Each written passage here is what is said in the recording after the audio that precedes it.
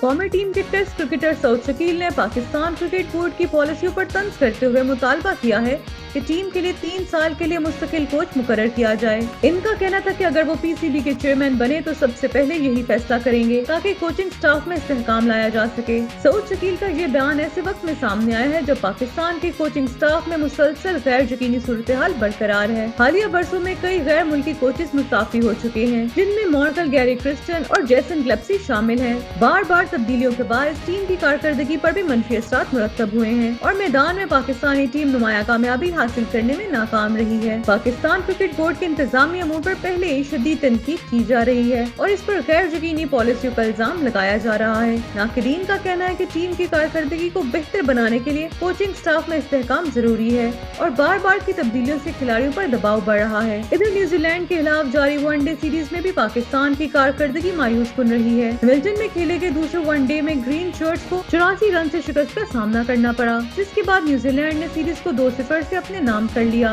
اب ہفتے کے روز ہونے والے تیسرے ون ڈے میں کیویز کلین سویپ مکمل کرنے کی کوشش کریں گے، جبکہ پاکستانی ٹیم کے لیے یہ میچ وقار بحال کرنے کا آخری موقع ہوگا۔